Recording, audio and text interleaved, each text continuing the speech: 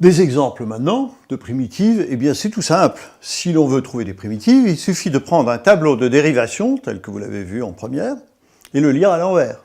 Par exemple, une primitive de x puissance n, avec n appartenant à n, ce sera x puissance n plus 1 sur n plus 1, plus constante. Alors, souvent, les gens oublient la constante, alors ils mettent x puissance n plus 1 sur n plus 1, c'est une primitive parmi d'autres. Une primitive de sinus x. Bon, alors sinus x, c'est plus exactement, c'est x donne sinus x. Eh bien, alors là, c'est moins cosinus x. Moins cosinus x plus c. Si je dérive moins cosinus x, cela donne bien sinus x. Alors, primitive de cosinus x, c'est sinus x plus. Alors, truc pour trouver primitive de sinus x et cosinus x, c'est moins la dérivée. Oui. La dérivée de sinus, c'est cosinus, primitive, c'est moins cosinus. La dérivée de cosinus, c'est moins sinus, primitive, plus sinus. Bon, comme ça, ça va assez vite. Voyons ce qui se passerait si je prenais n. Alors là, évidemment, tout ça, c'est sur R. Sur R. Alors maintenant, je prends n appartenant à z moins. Et je voudrais une primitive de x puissance n. Alors là, je suis obligé de restreindre, parce que, comme c'est dans un exposant négatif, c'est pas défini en zéro. Alors, sur R plus étoile ou R moins étoile.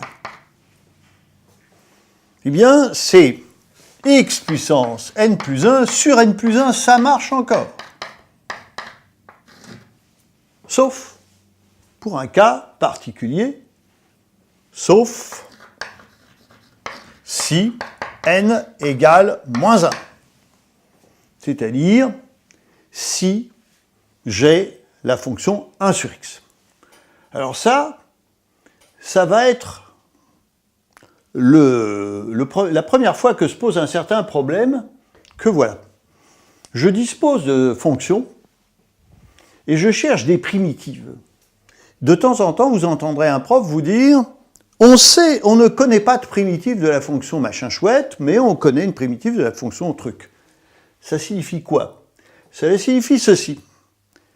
On dispose d'entrée de jeu d'un certain ensemble de fonctions, un club de fonctions qu'on considère comme connues. Vous connaissez sinus, cosinus, x puissance n, etc., etc.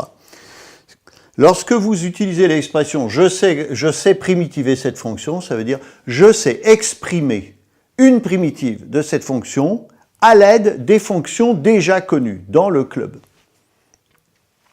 Qu'est-ce qui se passe lorsque j'ai une fonction dont une primitive n'est pas dans le club, qu'il n'existe aucune fonction du club qui soit égale à une primitive? Eh bien, il faut étendre le club. Et c'est ce qui se passe pour le 1 sur x. Alors, le 1 sur x, primitive pour x strictement positif, eh bien, c'est logarithme de x plus c. Alors, lorsque Neper invente les logarithmes, il ne le fait pas comme ça, parce qu'à ce moment-là, le calcul intégral n'existe pas, donc il a une toute autre définition du logarithme.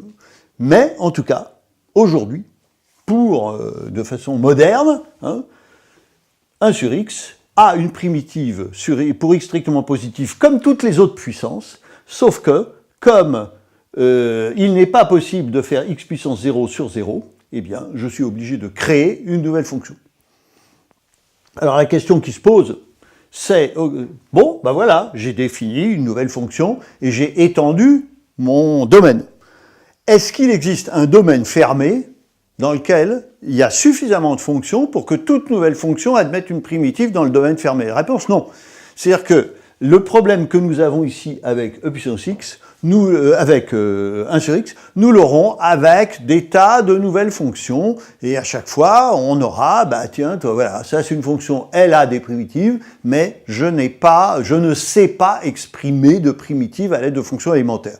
Vous verrez que ce sera le cas pour e puissance x2, e puissance moins x2, sinus x sur x, bref, ça arrive très vite. C'est-à-dire que il y a énormément de fonctions dont on va devoir étudier des primitives sous une forme que nous allons voir dans un instant, sous forme d'intégrale, et déduire des propriétés de l'intégrale les propriétés de la dite primitive.